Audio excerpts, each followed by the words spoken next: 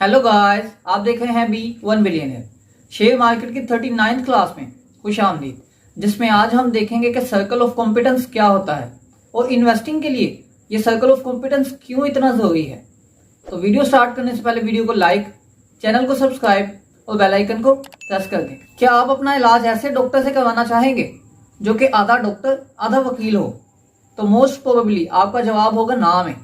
क्यों? क्योंकि आप किसी एक्सपर्ट के पास ही जाना चाहेंगे। अगर आपको कोई हेल्थ इश्यू होगा तो आप एक्सपर्ट डॉक्टर के पास जाएंगे, और अगर आपको कोई लीगल इश्यू आ जाता है तो आप एक्सपर्ट वकील के पास जाएंगे, बजाय इसके कि आप किसी हाफ एक्सपर्ट के पास जाएं। इसी तरह ही अगर एक बिजनेसमैन जिसके होटल्स हैं तो आप उसके पास जाएं और उससे टेक्सटाइल की टिप्स मांगने लग जाएं, जो कि टोटली इररिलेवेंट होगा और ये नामुनासिब है। इसी तरह ही अगर आप किसी टेक एक्सपर्ट के पास जाएं और उससे फार्मास्यूटिकल इंडस्ट्री के बारे में पूछने लग जाएं तो ये तो बिल्कुल इररिलेवेंट होगा। उसको तो फार्मा का अलीफ बे भी नहीं पता होगी। तो इसी नजरिए में अगर हम वॉरेन बफे को देखें तो वो भी यही कहते हैं कि आपको शेयर मार्केट में एंटर होने से सर्कल ऑफ कॉम्पिटेंस बिल्ड करना ही पड़ता है। आपको सिर्फ उन्हीं स्टॉक्स में अपनी इन्वेस्टमेंट करनी चाहिए जिनको आप समझ सकते हैं। तो आपको किसी भी कंपनी की जस्ट एनुअल रिपोर्ट देखकर इन्वेस्ट नहीं करना चाहिए। क्यों? क्योंकि एक आम पर्सन भी उस एनुअल रिपोर्ट को समझ सकता है कि कंपनी प्रॉफिट में जा रही है या लॉस में। तो इन्वेस्टमेंट करने से पहले इंडस्ट्री और कंपनी दोनों को बेहतर तरीके से स्टडी करना चाहिए, ताकि आपको पता चल सके कि आप जहां इन्वेस्टमेंट करने जा रहे हैं वहां इन्वेस्टमेंट सिक्योर और प्रॉफिटेबल है भी कि नहीं। तो अब ये मैं आपको एक रियल एग्जांपल के जरिए समझाता हूँ। फर्स्ट करें कि गवर्नमेंट अनाउंस करती है कि वो रियल एस्टेट सेक्टर को बूस्ट करने जा रही है। तो इसका मतलब है कि सीमेंट सेक्टर और इसी तरह ही स्टील सेक्टर जो है वो भी बूस्ट होगा। तो आपको अगर हाउ नाउ है सीमेंट या स्टील इंडस्ट्री की, तो आपको बेहतर तरीके से इंडस्ट्री को स्टडी करने में मदद मिलेगी। अब कोई कॉमन पर्सन है उसको भी पता चल गया कि स्टील और सीमेंट सेक्टर जो है वो बूस्ट होगा, लेकिन हर सेक्टर में हर कंपनी उसी रेट से बूस्ट नहीं करती। ये सिर्फ उसी को पता चलेगा जो कि उस सेक्टर में मौजूद कंपनीज को स्टडी करेगा।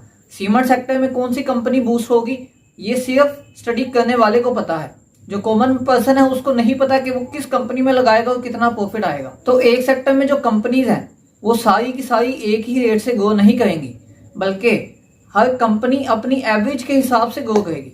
अगर किसी कंपनी का प्रॉफिट 10 लाख है और दूसरी कंपनी का प्रॉफिट 1 करोड़ है तो दोनों के ग्रोथ रेट मुख्तलिफ होगी। तो बेहतर ग्रोथ रेट वाली कंपनी को जानना सिर्फ उस पर्सन के लिए ईजी है जो कि हाउ नाउ रखता है उसी के सेक्टर की।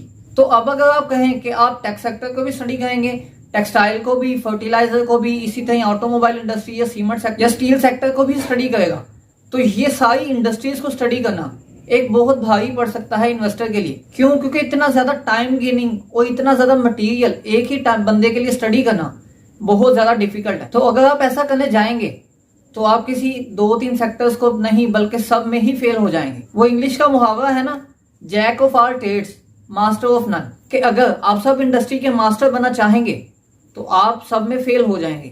इसीलिए उन्हीं इंडस्ट्रीज को पकड़ें, उन्हीं सेक्टर्स को पकड़ें जिनको आप इजीली स्टडी कर सकते हैं, जिनका आपको नॉलेज है। अब ये सर्कल ऑफ कॉम्पिटेंस की एक जनरल एग्जांपल ले लेते हैं। फर्स्ट कहें कि आप डेली लाइफ में जो चीजें यूज करते हैं, वो एग्जाम्पल नेस्ले की चीजें यूज कर लेते हैं, खाने पीने वाली या दूसरी। इसी तरह कोलगेट की कोई साबुन या टूथपेस्ट, बाकी चीजें यूज करते हैं।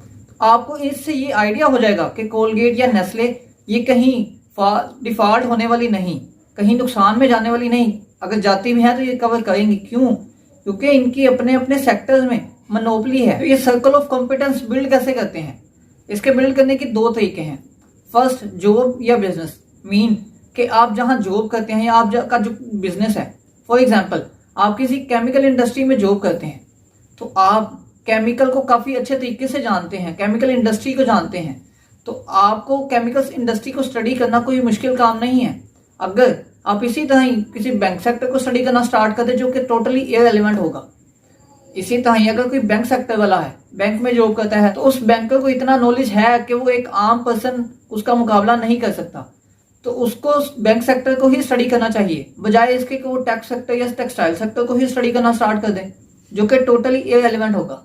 And second thing which is most important, कि आपका पैशन, आपका जिस इंडस्ट्री में, जिस सेक्टर में पैशन है, जो इसका आपको दिल करता है, आप सिर्फ उसी को स्टडी करना स्टार्ट करें। फर्ज करें कि आपको अगर टेक्सटाइल सेक्टर अच्छा लगता है, आपका पैशन है उसको सीखना, तो आपको टेक्सटाइल इंडस्ट्री ही स्टडी करनी चाहिए। और इसी तरह अगर आप फार्मास्यूटिकल इंडस्ट्री आपका पैशन है, आपको पसंद आती है और उसको सीखने में आपको बहुत खुशी मिलती है, आप इजीली सीख सकते हैं, तो आपको उसी को ही स्टडी करना चाहिए, बजाय इसके कि आप किसी इररिलेवेंट चीज को स्टडी करना स्टार्ट करें।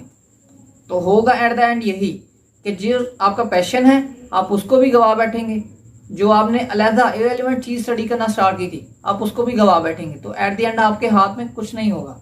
तो अपना सर्कल ऑफ कॉम्पिटेंस बिल्ड करें और शेयर मार्केट में एक प्रॉपर वे से इन्वेस्टमेंट स्टार्ट करें। आज के लिए इतना ही, मुझे इजाजत दीजिए, अपना ख्याल रखिएगा, अल्लाह हाफिज।